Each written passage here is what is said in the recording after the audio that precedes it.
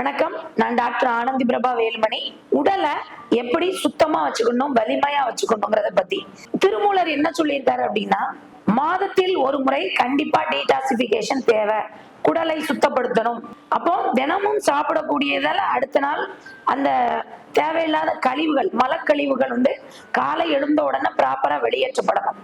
அது சரியா வெளியேறலனாலே நமக்கு ஒரு வகையான நோய் ஆரம்பிச்சிருச்சு அப்படிங்கிறத நம்ம உணர்ந்து உணவுல நிறைய ஃபைபர் கலந்த உணவுகளை நம்ம எடுத்துக்கணும். நம்ம மோஷன் சரியா போகல அப்படின்னா யாரு மேல தப்புன்னா, நம்ம உணவு சரியா எடுக்கல, நம்ம நல்லா உடம்ப கவனிக்கல, தண்ணி நிறைய குடிக்கல அப்படின்னு தான் அர்த்தம். நிறைய ஃபைபர் கலந்த காய்கறிகளை நம்ம அன்றாட உணவுல நிறைய எடுத்து நிறைய அவுட் சைட் ஃபுட்டை நிறைய குறைச்சிடணும். ஏன்னா அவுட் சைடுல இன்னைக்கு நவீன ஃபுட்டு சாப்பிட்றவங்க தான் அதிகமா இருக்காங்க.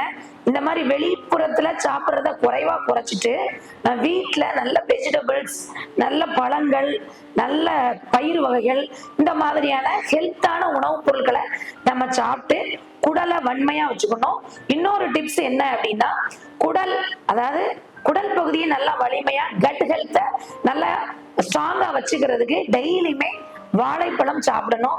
இந்த வாழைப்பழம் எப்படி சாப்பிடணும் அப்படின்னா, சாப்பிட்டு ஒண்ணு சாப்பிட முன்னாடி எடுத்துடணும், அல்லனா சாப்பிட்டு ஒரு 2 hours பேக்ல நம்ம வாழைப்பழத்தை ஒவ்வொரு மீலுக்கும் பின்னாடியும் எடுக்கலாம், இல்ல இரவு நேரத்திலையும் எடுக்கலாம். இரவு நேரத்துல எடுக்கிறது ரொம்ப லேட் நைட் எடுக்காதீங்க, கொஞ்சம் முன்னக்கூட்டியே ஒரு 6-7 அந்த ரேஞ்சில எடுத்துக்கோங்க. இரவு உணவையும் சீக்கிரமே சாப்பிட்டு பழகுனீங்கன்னா இந்த கட் ஹெல்த் நமக்கு இம்ப்ரூவ் ஆகும்.